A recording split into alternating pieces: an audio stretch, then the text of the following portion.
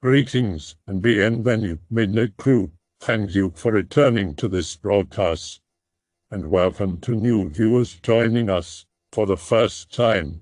If you like a video, then feel free to subscribe. Some viewers may find the following video disturbing. Viewer discretion is advised. Me, working as a carer for elderly people back in 2012. There's an old lady, I'm gonna call her V for anonymity.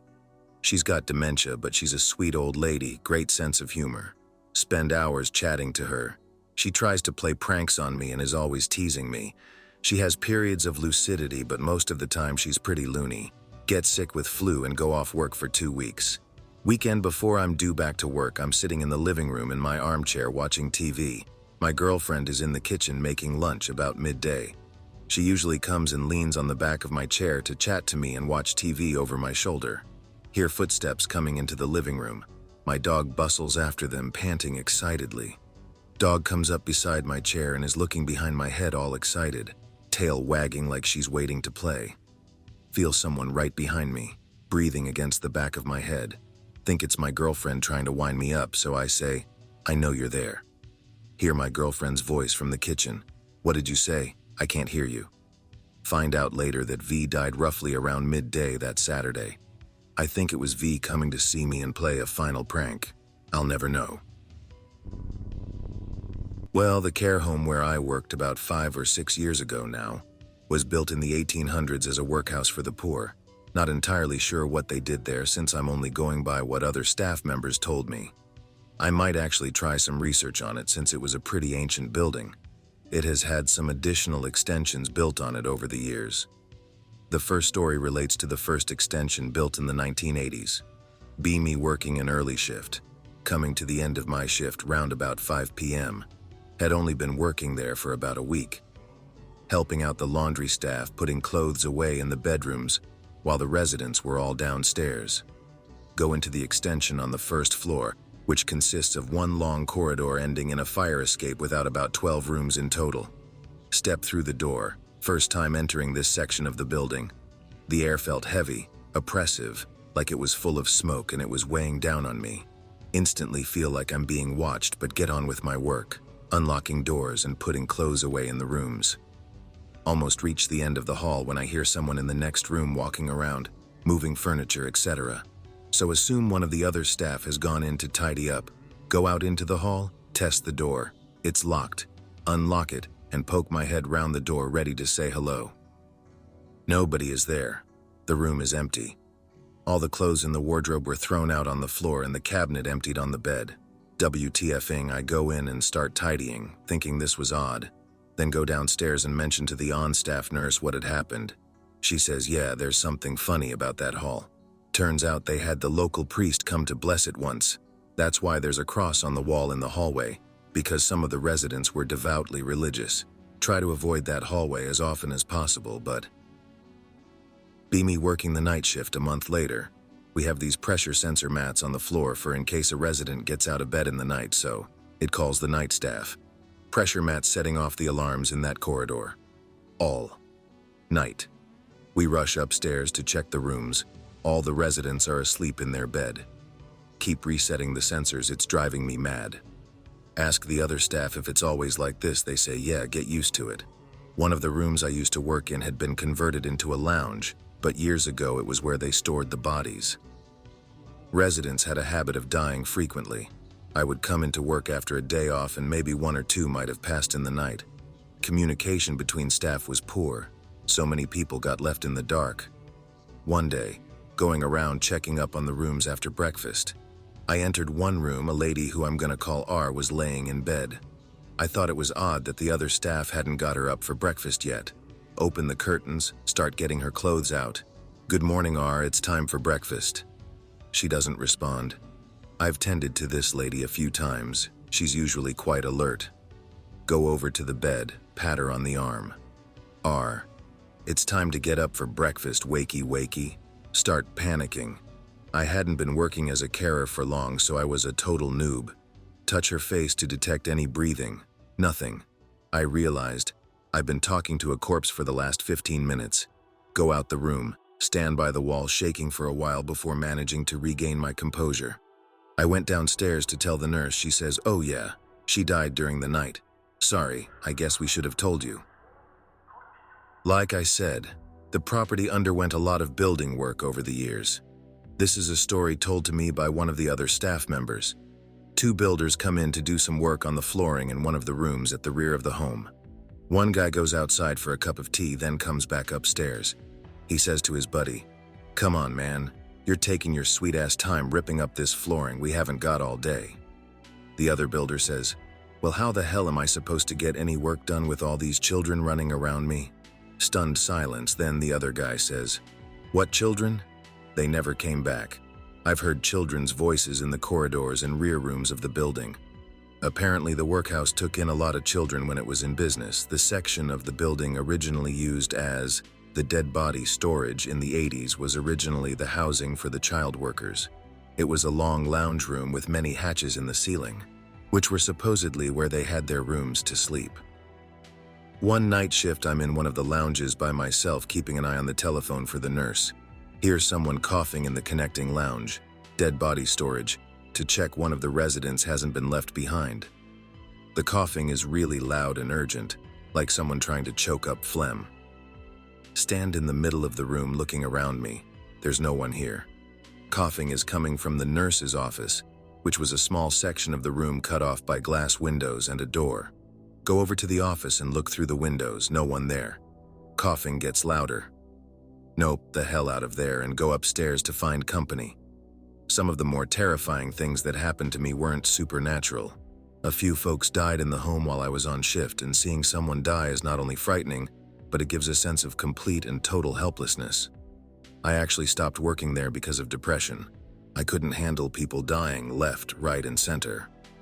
A lot of them were in advanced stages of dementia. There were quite a few violent patients. One woman would literally punch and kick the living crap out of anyone who tried to go near her. She used to wander around picking up things and putting them in her handbag. Sometimes she would put on 3 or 4 coats, other people's coats, visitors' coats, and refuse to give them back. She hit me in the face once and gave me a black eye. Then other times she would come up and stroke my hair and kiss my forehead. Another woman would literally spend the entire day wandering up and down the hall, banging on the doors, crying, shouting, "Let me out, help, help." And those were on good days. On bad days, she would start undressing in the middle of the lounge, screaming, and we'd have to wrestle with her to put her clothes back on. I know a lot of these things sound like the stereotypical mental person in a horror movie type crap. It's kind of sad because once you get past the crazy, they're still human. A lot of the staff there became apathetic and stopped caring about these people, which I found really hard to handle. Be me doing breakfast for the lounge I was assigned to that morning. Give the residents who can feed themselves their breakfast, then prepare food for those who need feeding. Sit down with an old gal I'm gonna call M. I've fed her a few times. She can't speak anymore, but she understands what I'm saying and she's pretty sweet. Feeding M her porridge, she seems reluctant to eat, so I'm trying to coax her. She starts coughing like mad, so I rush and slam my hand on the nurse call button. Rapid beeping on the call monitor, no one to be seen. Rush into the kitchen to tell the cook, "Please help, M is choking." We rush out into the hall, shouting for the nurse. There's no one to be seen. I run upstairs, finally find a nurse and tell her what's happening. M has been coughing all night. Go and feed her. I don't have time for this. Go downstairs. The cook is sitting with M. I sit down too. It's okay, M. The nurse will be here soon. I hold her hand as she's heaving and gasping for breath. Cook stays with me to help out. 10 minutes later, the nurse comes down, takes one look at her and says, "Nothing is wrong." Holy shit, are you serious? I'm not joking. I had to spend the next 8 hours sitting next to an old lady who couldn't breathe. I spent that whole time looking into her eyes, and she just kept looking at me, silently pleading for help. I called the nurse repeatedly, but she gave me the same answer. I asked her to phone for an ambulance. The nurse told me to STVU. She's a medical professional. She knows what she's doing. Have to spend the whole day watching M struggle. At 7 p.m. that night, she passed away. Get in the car to go home. I'm gravely silent. Other staff members are laughing at me. Ha ha ha, why are you so upset for everyone dies? Did you see him panicking in the lounge? Ha ha ha. Don't say a word. Go home, curl up in the fetal position and cry hard. I guess I should really whistle blow on this or something. It wasn't the first time staff negligence led to a resident passing away. The home had about 70 patients and residents in total. Some were fairly all there. Others had basically become living mummies curled up in their beds. You definitely should have called an ambulance and got her fired. Fuck those assholes. You are a good person for doing what you could. Thanks, man. I literally think about this every day. There hasn't been a day in the last 5 years where I haven't thought about it. I was very inexperienced and didn't know any better. Now I know I would have gone to my locker and called the ambulance on my own phone. Whether they knew it was me or not, I don't care. The worst part is that she still works there. There was one patient I'm going to refer to as F. F was an old guy who, before psychosis, was a gentleman. He would switch between this infantile sort of mumbling muteness to psychotic fits of rage. He was quite tall, taller than me, and very physically strong despite his age. F would always have his hands on his face, rocking back and forth no matter where he was. He never slept. He would sit up in bed rocking. Sometimes he wouldn't speak for days. He had permanent marks on his face. We used to call them his finger grooves because they were caused by his hands always being on his face. Another guy called N, who didn't have any legs, he used to drive around in his wheelchair. He was a pretty cool guy though. He used to tell me stories about how he traveled the world. He used to live in Australia at one point as a fisherman. He lost his legs to diabetes. Oh, and there was a woman called S. Haha, oh wow, let me tell you about her, in the next post. She spent pretty much every single day in her room. She hated spending time with the other residents. I think she was in denial about her memory loss. She was very wealthy, but she didn't have a very good relationship with her only son, who would come and see her like once or twice a year. I was there for 2.5 years and I saw him twice in that entire time. She couldn't walk anymore, and she would flip like Jekyll and Hyde.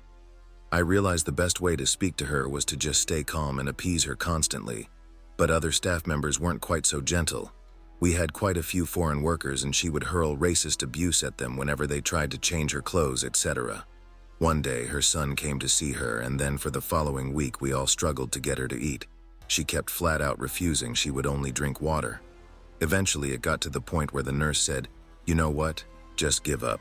If she doesn't want to eat, she doesn't want to eat." So following the nurse's instructions, we did. She used to sit in her room screaming all day, help me, I'm being attacked." But I was told to just ignore her. She would literally go days without seeing a single person besides the nurse who went to change her catheter. She actually believed there was a man hiding in her wardrobe. She used to beg me to check the wardrobe every single time I came in to bring her food. Eventually, she starved herself to death. I found out later that when her son had visited, she said she didn't want to be in this place anymore, so he said, "Well, stop eating then and just die." So she took his advice. Everyone said he wanted to be rid of her so he could get his inheritance, and well, it only took him 2 weeks, and he got it. There was another guy in his late 30s or early 40s who had suffered a brain injury, so he had the mental age of a 5-year-old. He couldn't walk, talk, feed, or clean himself, so it was our job to do it. He used to grope the female staff whenever they got close, so the male staff were asked to take care of him. We had to change his diapers throughout the day. We'd go 2 at a time to do the job. The problem was, even though he had the mental age of a child, he had the body of a man. If the nurse came into the room while we were changing him, he would have a bodily reaction at the sight of her. We would just pretend it wasn't happening and rush to put the diaper back on. Sometimes the staff would refuse to clean him while he had one, so he would have to sit in his own filth for an hour or more. A lot of the residents were incontinent, so you can imagine what the place smelt like after dinner time. A lot of them would shuffle around all day. It was pretty dire. There would be set times for diaper changing, so the meals were scheduled so they would go to the bathroom around the same time every day. One of the residents used to pull out her diaper pad and throw it at whoever was closest. One time it got one of the other residents in the face. She was completely covered, and we had to take her to be showered again.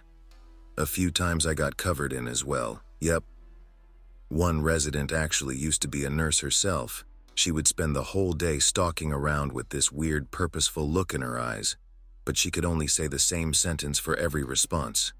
She wouldn't let anyone change her clothes, she was so violent. She slammed a door against my face and trapped me behind it against the wall once, when I tried to put some slippers on her feet.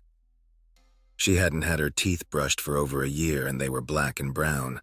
They started to break and fall out, so there were these gross little stumps jutting out of her gums. Honestly, her mouth was like the door to hell, but no one was brave enough to get close enough to brush her teeth because so many of us had been clobbered and slapped by her. Eventually it got so bad, an ambulance came and they sedated her so that she could be taken to see a dentist, and they pulled all her rotting teeth out. Despite this, she was pretty funny at times, and she had days where she could be really friendly, although the conversation consisted mostly of me asking her random things and her saying the same thing over and over again. Haha. One time there was a fire alarm and all the doors automatically unlocked. Next thing I know, I see her running across the parking lot with her arms in the air like an Olympic runner, shouting her quote into the sky. I would write down what it was she used to say, but I kinda want to keep this as anon as possible. She also used to go around stealing food off the other residents. Okay, I got so many memories of this place, actually it feels good to get it off my chest. One of the old ladies, gonna call her D, she wasn't as loony as some of the other residents. She took care of herself and could still walk, etc. She lost her memory and sometimes came out with the most random bull. She used to make me laugh so much. She used to tell all the female staff they were fat and needed to lose weight. She used to get up to go to the bathroom by herself, but she sometimes needed help getting up. The staff who were working in her lounge that day used to sit at a table at the back of the room with their backs turned, drinking tea and reading magazines. Lazy assholes. One day, Dee got up to go to the bathroom, but she couldn't stay balanced. She fell sideways and smashed her head on the corner of the wall, and they didn't even notice, so we're not sure how long she was on the floor for. Dee swore she was laying there bleeding for about 30 minutes, but it's hard to tell. She had to go to hospital and have stitches in her head. Her face swelled up like a balloon. None of the staff wanted to take responsibility for what happened. Dee's family were so pissed off they moved her out of the home. There was an old lady also called Dee who couldn't walk, so she would sit in her chair all day muttering complete nonsense.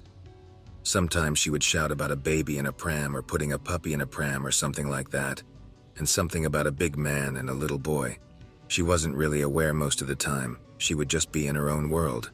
She could feed herself, but most of the time she would literally unbutton her top and tip her food down between her chest.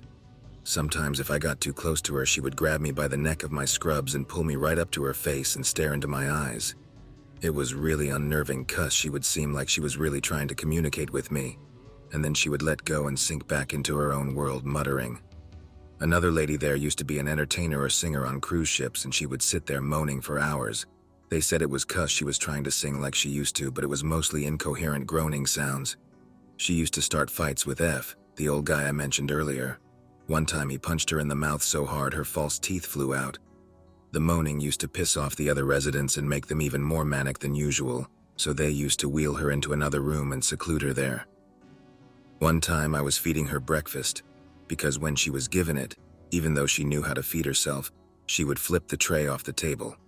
This is the same lady who used to throw her diapers at people. She had a really bad cold and I had to keep wiping the green snot gushing out of her nose with some tissue because she kept eating it with her cereal. I had to sit quite close to the patients so I could reach their mouths with the spoon, so my face was about 2 feet away from hers. Then suddenly she did this almighty sneeze while I was talking and I got sprayed with snot and cornflakes.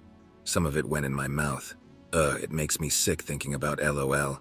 I also made the mistake of sitting down on a chair that one of the residents had used as a toilet, and my trousers and shirt were plastered in filth. Lovely. Some of them would pull their diapers off minutes after being put on and hide them under the furniture, so then they would end up crapping themselves and getting covered in feces. Literally, there would be trails of pee leading from one room to the next where one of them was wandering along having a wee. One of the old guys needed to be guided to the toilet, otherwise he would drop his trousers and go right where he was standing. One time, he took a dump in front of one of the visitors because the staff member attending him didn't understand his gibberish. Another old dude was a bit pervy. He was really happy all the time, and actually I didn't mind chatting to him because he was quite funny sometimes. But then he would get in these weird pervy moods and it didn't matter if you were a man or a woman. We used to get student nurses coming in for work experience, and he used to lift their skirts and try to pull down their panties, so they had to be reminded to wear trousers. He used to grope the male staff as well. One time I was in the lift going down to the ground floor with him, and he tried to touch my crotch, so I had to grab him by the wrist and tell him not to. He was always really apologetic after, like, maybe he knew what he was doing but couldn't control himself. He used to chat up all the old ladies, even the ones that looked like dried up husks and the ones that had no idea WTF he was talking about. The lady I mentioned earlier who used to run up and down the hallway crying used to sit next to him, and he'd hold her hand and tell her she was hot stuff. One morning, me and another guy went into his room to get him up for breakfast, and he was laying on the bed completely naked. He asked us if we wanted to lay down with him and give him a kiss.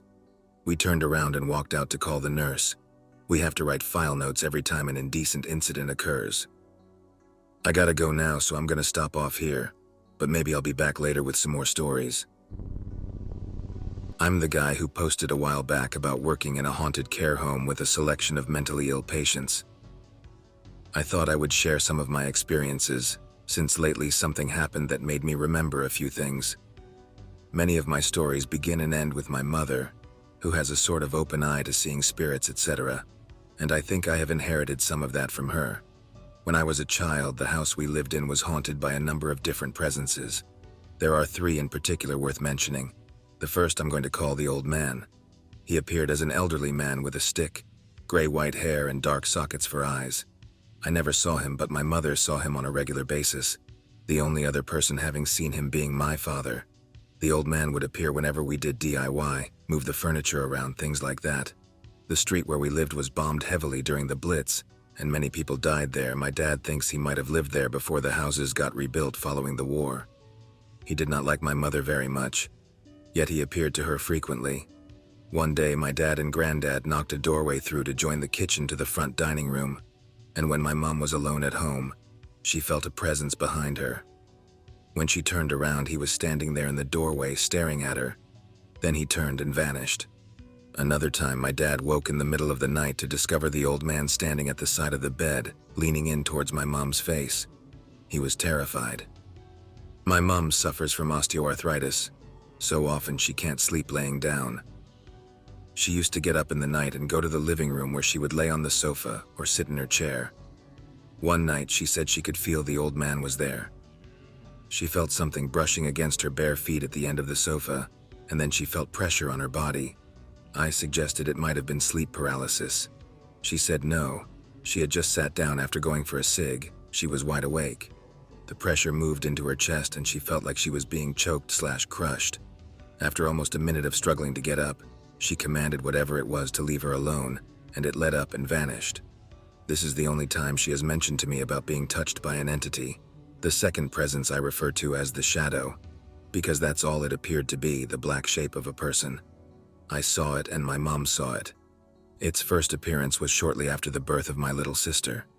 One night, my mom went into the bedroom to check up on her. It was the room I would eventually share with my sister later on, but I was in another room at the time. Upon entering, my mom saw a black shape crouching on the other side of the cot, peering in at my baby sister. Frightened, my mom whispered to it to go away and never to come back. It lingered for a while and then disappeared like smoke. Years later, my sister was about 8 years old, I was about 14 years old, and my brother was 10. He used to run into the room and jump on my sister to wake her up for school. Her bed was in the same place her cot was. One night I woke up and had a drink from my glass on the bedside. As I was laying down, a figure came rushing into the room, rounded the bed and ducked down the side of my sister's bed. I thought it was my brother, so I told it to go back to bed. It was 4 a.m. When it didn't move, I became irritated and laid back down to sleep. I kept my eye on the door, waiting for whoever was there to leave. I waited and waited and waited. Annoyed that he hadn't left, I sat up and turned on the light. There was nothing there. No one had left. There was no sound of footsteps or anything. I spoke to my mom about it in the morning, and she told me that on several occasions, she had seen a figure in the hallway near our bedroom door. She believes it was the shadow she told to leave, and as far as she was aware, it hadn't entered the room since. It seems she was wrong. The third presence is one I learned about years after I had moved out of the house. My brother never spoke about any experiences, so this I learned through my parents since he won't talk about it. perhaps out of embarrassment and fear. When he was small, he kept telling my mom that a little boy was curled up atop his wardrobe and would whisper things to him during the night. He often had trouble sleeping in the room and wouldn't play in there on his own. Sometimes I would go and sit in his room with him at night to keep him company until he fell asleep. I never saw anything in there and wasn't aware of what he was going through. He described the presence as being a boy of about 6 or 7 years old, wearing a white shirt and black trousers with his sleeves rolled up, and a short blonde hair. He was curled up on his side with his knees tucked under his chin, staring down at him from the wardrobe. My brother also used to say there was a flat man in his room. I used to think he was making it up to scare me because he also said there was the ankle grabber, which he confessed was a joke, but he always insisted the flat man was real. He said it was a shadow that would slide along the wall in the shape of a tall man in a long coat. This wasn't possible as his room was at the back of the house, and the only light came from the occasionally lit security lamp. I never saw the flat man, although my sister said she saw a white figure standing at the window of the room when she was sitting in the garden one day in 1997. Apart from the visible apparitions, there was also the constant strange noises and the feeling of being watched. At night, the stairs would creak as though someone was going up and down the steps, pacing back and forth along the hallway. On numerous occasions, I would get up and go to look and find no one was there. Doors would slam upstairs from time to time, and we heard knocking from the inside of a cupboard built into the wall. It was the old coal shed where coal was once stored years ago. The house was part of a terrace of old council houses. When we first moved in, the coal shed was full of rusty scythes hanging on hooks on the walls. My mom promptly threw them out. One night, my mom and sister were alone in the house. There was a hatch joining the living room to the kitchen through which we often passed cutlery and trays. It was right above the sofa where my mom liked to sit in front of the TV. They were sitting watching a movie at about 8 p.m. when the hatch doors began to rattle on their hinges. It was a warm summer night, and there was no wind. Suddenly, there was a shrieking, roaring wind that burst through the hatch doors and blustered round the ceiling before dissipating as quickly as it had appeared. My sister described the sound as being like dozens of screaming children and the thundering of a powerful gale. Terrified and hysterical, they ran outside into the front garden and waited for my dad to come home. A few months later, my mom was ironing some clothing in one of the bedrooms. She had a small shelf with a few books on it above the bed. While she was folding some clothing for no apparent reason, every single item on the shelf went shooting off of it, thumping against the opposite wall and falling to the ground. Alarmed, she replaced the items and hesitantly continued ironing the clothes. Minutes later, it happened again, all of the books thrown to the ground. She decided to leave the room for a few hours. She says that whenever things moved around, it was easier to walk out and leave whoever was having a temper tantrum for a while to calm down. I used to see orbs floating in the air on a weekly basis. I was convinced it was just dust floating in the air, but there was no dust. My brother has severe asthma, and my mom vacuumed twice daily. There was no dust anywhere. They used to appear around one of my bedposts like tiny dancing lights drifting in circles. I never felt afraid of them. They were fascinating to watch. This was before digital cameras were made readily available in shops. We had a family camera that took rolls of film. I tried to photograph them but never took anything of great worth. Unfortunately, or fortunately, my parents moved out of the house 3 years ago. The new owners have made no mention of spirits. However, it seems some things have followed my mom to her new house. A few months after moving into their new house, my mom got in contact with her long-lost brother. She had never known her father because she's adopted. When her brother came to visit for the first time, she said as soon as she saw him, she realized he was being followed by a cloud of smoke.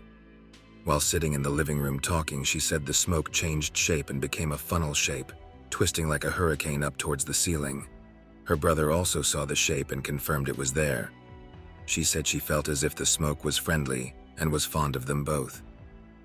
The next day, she was home alone after getting back from work when she heard the clacking of shoes on the wooden hall floor, and she moved to the kitchen doorway, just in time to catch a glimpse of a leg vanishing into the living room. She said it was clad in brown corduroy trousers and had a polished leather shoe on its foot. She hurried into the living room, following the sound of footsteps, but as soon as she went in, the sound stopped and the room was empty. She says since then, every time her brother visits, the smoke is there. Sometimes she sees it in the house. She believes it might be their father, my grandfather I never knew, letting her know that he's still around and still thinking of her. I'm not sure what to think about that. Since leaving the house, I haven't really had any spiritual experiences on my own, apart from the visitation I received while working at the care home. The only time I see or hear things is when my mom has been with me. Last Christmas, my parents planned to visit on Christmas Day. I was staying at my in-laws' house. It's a 3-story house built in the 70s. The bathroom is on the middle level. As I was leaving the bathroom, I was struck by the sight of a woman standing on the stairs. She had long dark hair and was wearing a long brown dress that covered her feet. As far as I remember, she had no facial features, but she was looking right at me. I was so startled that I froze to the spot and was only distracted by my mother-in-law speaking to me from the living room. When I looked back, the figure had gone. I hadn't thought about it at all since, until about a week ago. I was staying at the same house and my parents came to see me for a few hours for my birthday. That night I got out of bed and went down to the middle floor to go to the bathroom. I saw a black figure standing with its back to me facing the television. The lights were off, but the glow from the lamps was coming in through the blinds. It was a tall, muscular man as far as I could tell, with his arms flexed at his sides and his hands clenched in fists.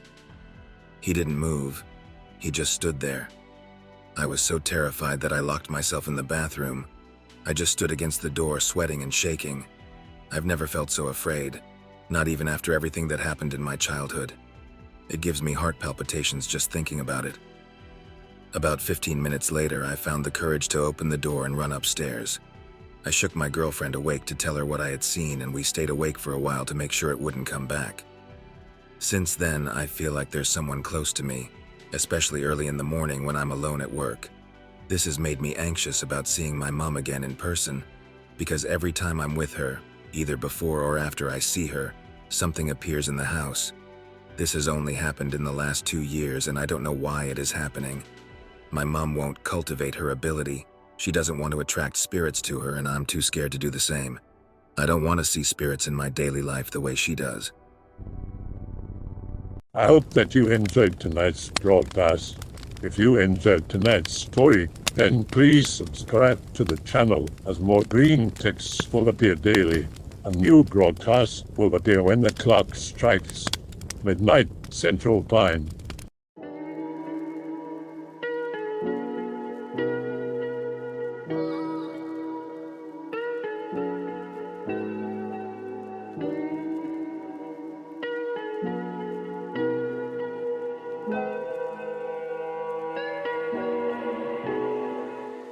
Remember to check out the Odyssey page in the description for a second archive of the channel's videos. There's also a Rumble archive as a backup.